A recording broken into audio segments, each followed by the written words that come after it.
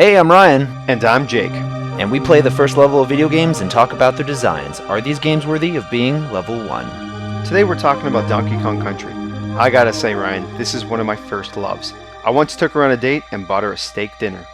Oh, that's funny, Jake, because I could have sworn I bought you that steak dinner. Well, you know what? Steak was involved. I think that was a mistake to bring up in our first episode. Right you are, Ryan. Okay, so Jungle Hijinx is the first level of Donkey Kong Country, and it provides a foreshadow of what the game and its successive series provides. In Jungle Hijinx, you come across enemies, collectibles, barrels, animal buddies, and secret bonus rooms. Oh, and don't forget about the bananas. Those bananas are important. They're the whole reason we're going through the country in the first place. When you start up the first level, you explode out of your treehouse and fall toward the ground. Your attention is grabbed by a cave from behind. If you're brave enough, you can enter the cave for a deep plot line filled with betrayal, murder, and romance.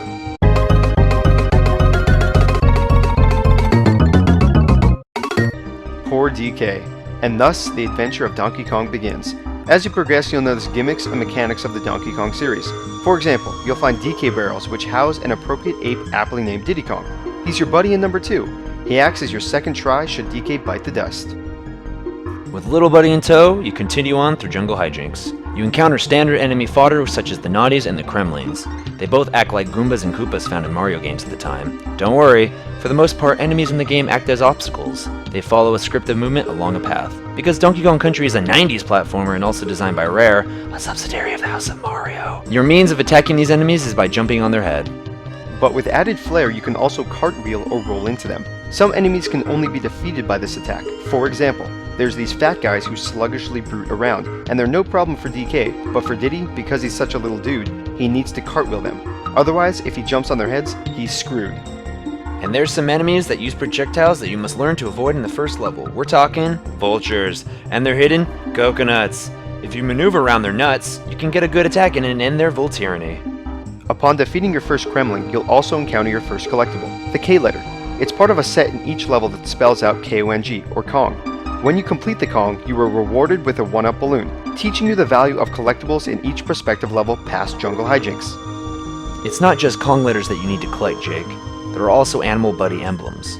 While it's not probable that the player will collect 3 of the same kind in Jungle Hijinx, the inclusion of one during the stage provides the idea that collecting them will garner some sort of reward, and the reward is a bonus stage.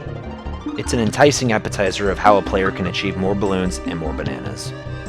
And the bananas. Oh, the bananas, Ryan. They're everywhere in this game, and they play an integral learning tool. Upon first inspection, they only seem like a goal to reach a currency of 100, but upon closer inspection, there's a portion where the bananas form an arrow to guide you. This mechanic allows players to trust in the placement of bananas throughout the levels in Donkey Kong Country so they can find secrets. Another gimmick found throughout the game introduced in Jungle Hijinx is the animal buddy, and DK will find his first pal named Rambi the Rhino.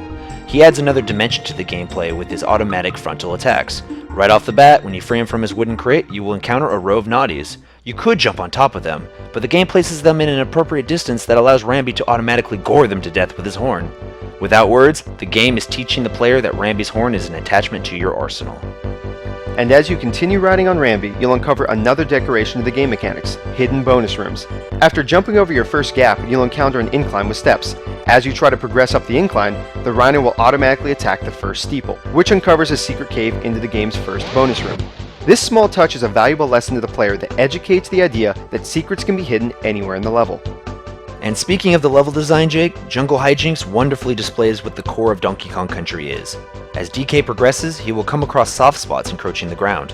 Without searching the area around these spots, you won't find the answer. However, in the beginning of the level, if you take a different path, you can find an arrow made up of bananas. These bananas will guide you to land right on top of the soil, which unearths a steel barrel for use. Later in the level, another soft spot will be available below a crop of trees. If you jump from the treetops onto the soil, it will uncover one more barrel. The placement of these trees and the soft spot below teaches the player about heightened jumps and their impact on specific portions of the level.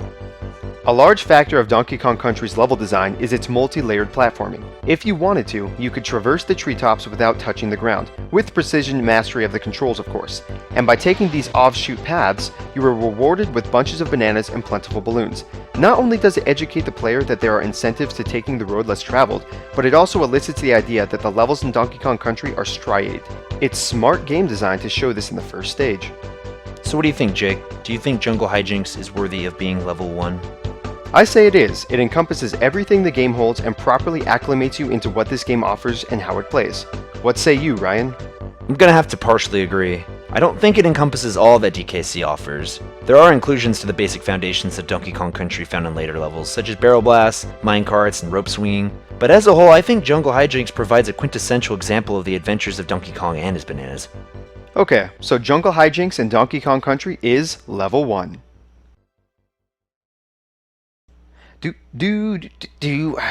Stop. Trying to read the review. Stop it.